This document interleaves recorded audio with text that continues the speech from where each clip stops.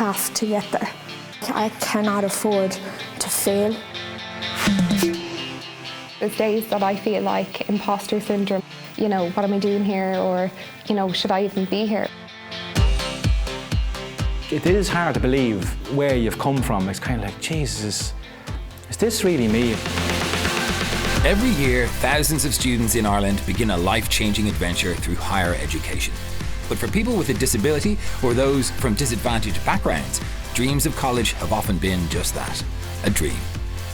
But thanks to the success of access and disability programs, a more diverse range of students are getting the supports and encouragement they need to reach their full potential.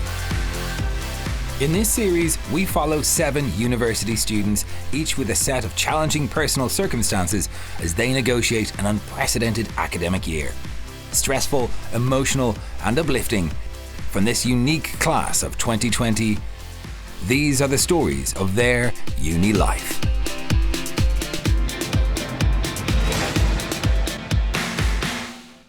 As universities across the country are welcoming a new generation of students who are starting their academic careers, the class of 2020 instead are looking back at the journey that has taken them here. Roisin Farah is in the last year of her PhD in Child and Youth Research at NUI Galway. I didn't come from a background where education was important. It was more get yourself a job, go out working, and that was it. Almost you had notions if you were going to go to 3rd level afterwards. As Roisin is nearing the end of her doctorate, she reflects on how her experiences in the care system have helped her focus her research on an area that she's passionate about. One of the hardest things I've ever done is go into a PhD, immerse myself in stories where it was triggering for me going through care. I suppose I'm lucky that I'm at a stage very early on in my life where I can kind of compartmentalise that and understand it, you know. Roisin really is an inspiration because I think despite her personal circumstances, she carried it very lightly. You know, that her ability, I suppose, to engage with her peers on the programme, her peers at undergrad and postgraduate study and to date, has just been, I suppose, inspiring. Like, nothing has held her back, you know. She has used those difficult circumstances, you know, to bring her to a better place and become the best version of herself. I think Access was obviously my first proper kind of start in university life, and I think it was the base that I needed to have. It was also, it had given me a certain amount of confidence in my writing, in certain things that I needed to stay in college. It had given me relationships I'd formed, you know. I'm still really good friends with some of the guys that I'd gone through Access with. And I wouldn't have had the opportunity. I wouldn't have been able to afford it to go straight into university. She's just such a giver, I think, all around, and she herself wants to make a difference in other people's lives. 2020 proved to be a most challenging year for all university students and the people closest to them. I think with COVID happening, it's pushed back a little bit of stuff that I'd like to do. Like, obviously I've missed out on a couple of conferences and stuff that wouldn't be happening, that would typically happen. Yeah, I think that was a little bit frightening at one stage because I didn't know where I'd be with the PhD or what was going to happen. Because I was interviewing young people about their family, I didn't think it was right to do that over Zoom when some people couldn't even see their family. And yeah, I think I was a little bit scared, but I think now we're just learning to live with it. I think, you know, I think we're just getting on and doing the procedures and doing the health and safety guidelines and just trying to be as careful as we possibly can, really, with it, you know. Dara has been Roisin's partner and friend for the past 5 years. A constant presence by Roisin's side, both are looking forward to life after university. I think it's been okay for us. We've survived it anyway. We've survived lockdown together. So I think it's been okay. I mean, you were gone to work. I think if you were at home every day, I think that would have been a lot different. We'd have killed each other. I'm very proud of her, yeah. Even to keep going this year, and like, it would have been very easy for her when the lockdown came to just go, sure, lie in today. But she kept herself motivated and she kept after her supervisor to give her work and to be corrected work for her. And the second she could start doing interviews again, she starts them to get it finished. So I think she'll get it finished on time and she'll move on to bigger and better things when it's over anyway. I would say behind the scenes in politics, because I think myself it's civil servants that get stuff done. So she'd be the one writing the policy and they'd be voting on it to bring it in. Or she'd definitely be investigating why certain policies are the way they are and trying to improve them. Yeah. So something like that I think would be more her line. But even teaching as well, I don't think you're ever going to leave that behind. I think you'll always think that somebody needs to learn something. Yeah. I want people to understand the care leavers' point of view. You know, we are the children of the state. We will be the future. We do have voices, and hopefully we will be influential and make a difference for others who come after us. Courtney accessed university through the Disability Access Route to Education, or DARE. Despite the difficulties that a deteriorating hearing condition has had on her early education, Courtney was determined that it wouldn't prevent her from achieving a higher education. A lot of people, they would have kind of presumed that I wasn't capable to go to Trinity, which was kind of disheartening, but I knew myself that that's what I wanted to do and nothing was going to stop me. Now Courtney is just 1 year from completing her business and sociology degree. I'm excited to be finished college, but also sad, so it's a weird mixture of emotions. I've made some really good friends, and I am a bit uncertain about what happens kind of after college, because a lot of people on my course, because they study business, they've applied to all these graduate programs and stuff like that. I'm just not sure if that's really the area I want to go into. I do really enjoy business, but I do enjoy kind of the human aspect of it, and I'd like to get more people with disabilities in the workplace and make sure that they can just go in and work. They don't have to worry about to be accommodated for.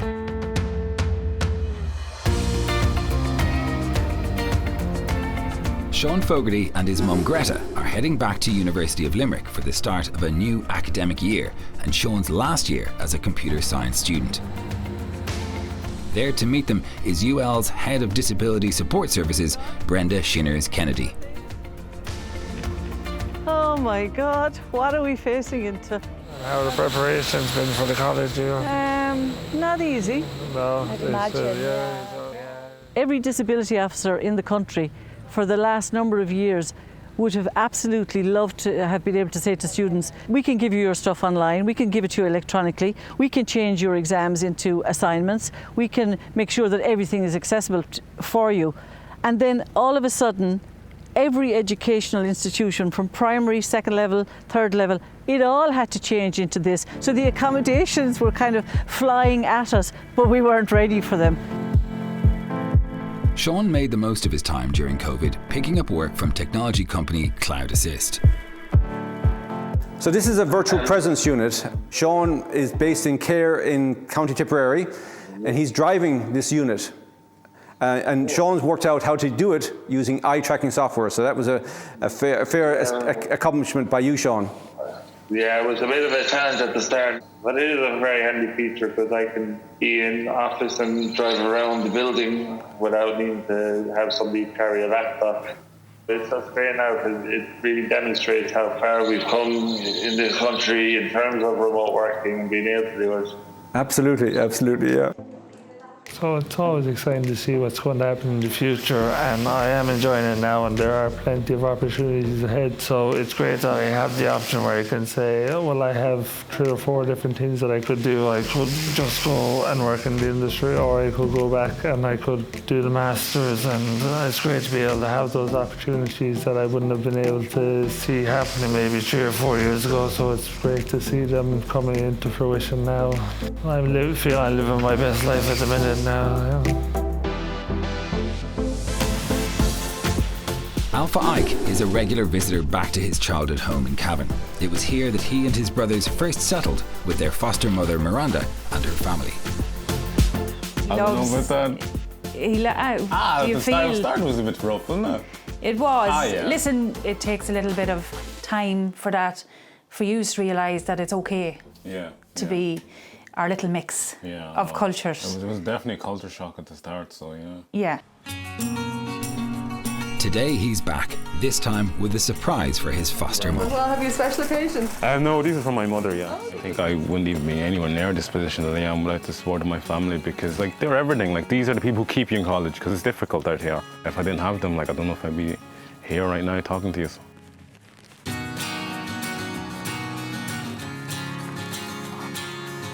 God. Where are you going with them? Got these for you, just to say thank you for everything. Like the real star of the show is you, like it's not me, like this is about the people around me, and I feel like you're the most important part of this. And thank you very much. I feel like this is really it. It was never about me, you know, it's just about you and But the no, work it you put in. is about you. This is all about you. Yeah. And you're the end game. Yeah. You're the person that's going to be moving on as an adult. You're a very confident, very achievable adult, so go do what you need to do. Yeah. And reach for the stars. Yeah. You'll get your own star. Oh, thanks. You will. You're great. But they're beautiful. Oh, stop. Oh. Come here. Thanks for everything. These are so special. You deserve it, like, because just over the years, like, you've just been fantastic, like, and you're a credit. And you're a credit for other foster parents, like, you know what I mean? Stop. Don't make me cry on camera. Don't do it. Well, you know what, Alpha, if other foster carers just believe in the children, that's all they need to do, isn't that right? Yeah. Believe they can do whatever they want. Yeah. And I'm so proud of you. I think university has made Alpha become Alpha, so it has kind of shaped him as an adult now. He has changed in that he's very sociable now, and it has made him, you know, a fine young adult, you know, that we're all so proud of, and hopefully he will go on to become whatever he wants to become. Home is where they all belong. I'll keep them on chains and on their ankles so they can't go too far, you know. I learned a lot from just being, you know, young and just being in this country with like broken English and having to learn from day one as soon as I got here. Like, just life is just difficult and we just have to keep going. I know that a lot of people from where I'm from just are begging for an opportunity, and you know, I feel like you just have to just take them when they come, because not everybody's as lucky to just get opportunities, and they're just hard to come by.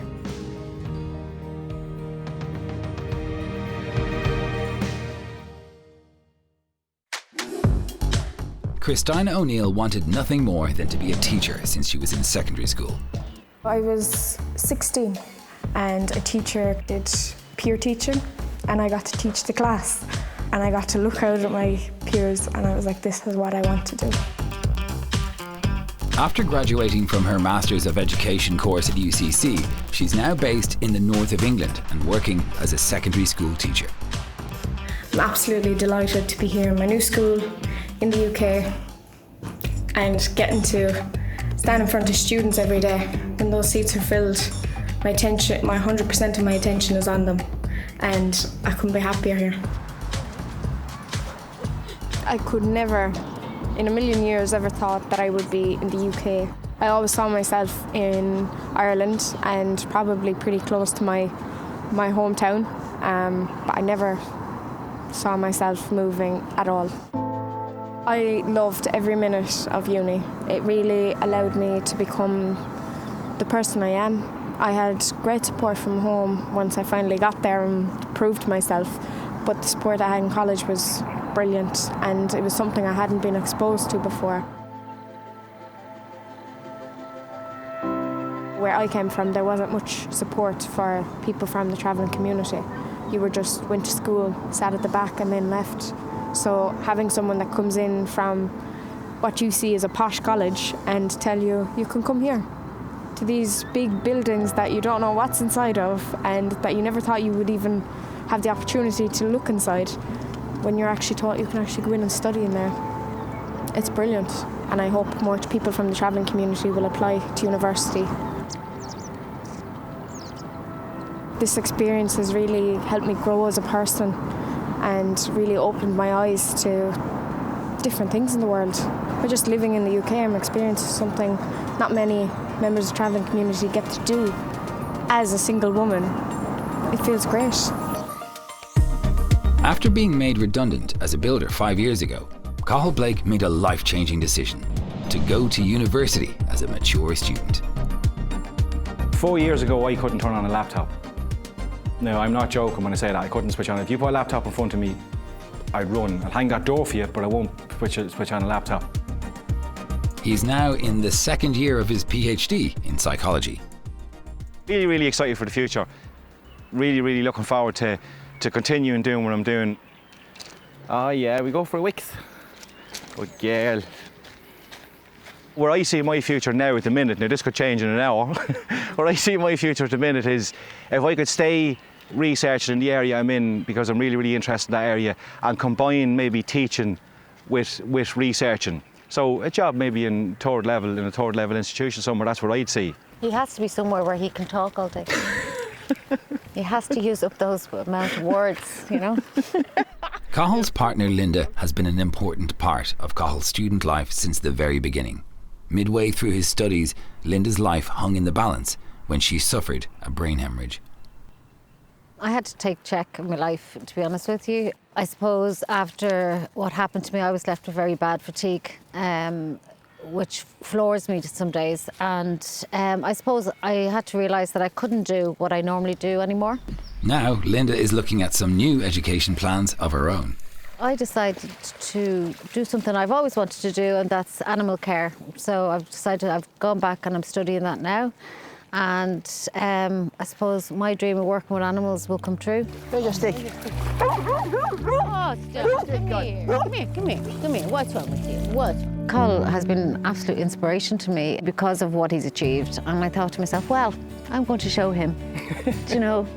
So, and he has been very supportive with me going back as well, you know, and telling me, you can do it. Like, I come home with the first essay and I'm going, cheers, but the pride I have of what he's achieved is just incredible. And I'm really proud as well that I played a little part to help. No, you played a big part, a very big part. You know, and, you know, I suppose we've always supported each other. And yeah, now it's my turn. Yeah, my turn's over to you, yeah.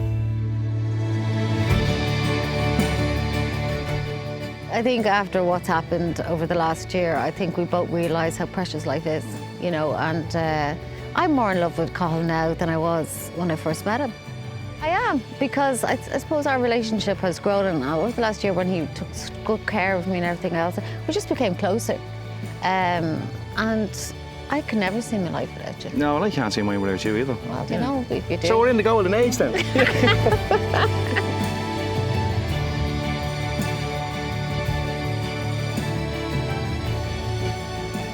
In the summer of 2020, Adam Freegrove celebrated his graduation in the back garden of his grandmother's house. Woo! Yeah. Woo! Adam's journey from UCD medical student to junior doctor has been a team effort, with important support from his mum Louise and his grandmother Mary. That was just when they called out all the names on the television, and you know, and you just see the names coming up, and you just, for the very minute, yes, it's really happening. And then when we all come out and popped the champagne, and God, everything was flying. Yeah, you know what? You wouldn't get it in a million years again. Nobody will realise how proud this grandmother is of that grandson. That granny and is of that his mother. No, I'll hold it with you. And for this, we are so proud. Yes. Adam's inspiration to become a doctor came in the shape of one man, his grandfather, Wally. My granddad for me was like my father figure for pretty much all my life. He'd do anything for you, you know, he's absolutely the most altruistic man I've ever met.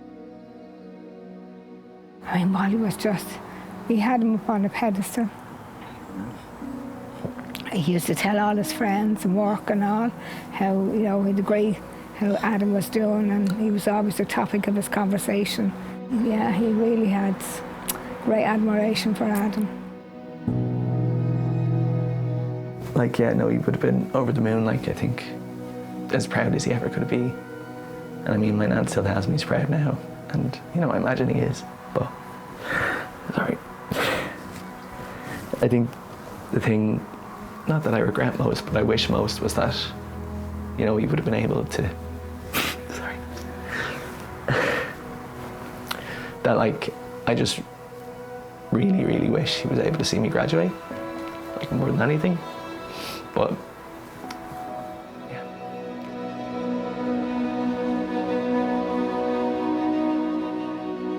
Adam has worked so hard to get to where he's getting to, and now he's a grown man and he is his own person now. That's why you rear children, so that they can get up and stand on their own 2 feet and work like what he's worked for. He's earned everything that he's gotten, and now it's his time to live. And so I hope he has a good life.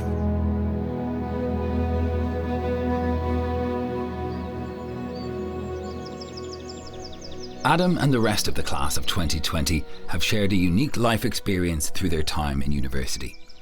While the academic and personal challenges have been demanding, the rewards of a uni life can be experienced in the personal achievements and the friendships along the way. Now, for our students, it's time to look ahead to the next big steps in life. I certainly feel hopeful that I can make change. And whether that's the stubborn part in me, whether that's the motivated part in me, whether that's the part that never had a voice in their childhood, whether that's just the injustice part of me that would want change, that would want social difference and that would want marginalised groups to have rights, I think that will always be in me, whatever kind of work that I do or how my outlook on life is.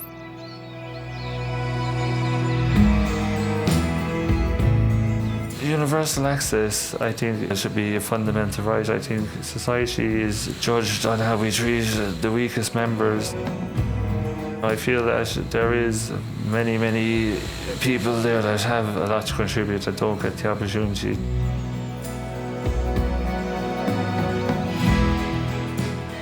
All through college and university and everything, I was always thinking about other people and their opinions. And when it came down to it, it was my decision. It was my life, and I needed my start. I don't need anyone to tell me what's right or wrong anymore. I'm so grateful that I was, I'm a DARE student and I was able to, come to Trinity and study a course I actually really enjoy, get involved in things that I never thought I would have. I'll be happy leaving Trinity knowing that I've done everything I wanted to do. No matter what age you are or what socio-economic background you come from, college is not just for people who are more privileged than others. There's supports and help out there for who anybody wants to do it. If I can do it, anybody can do it.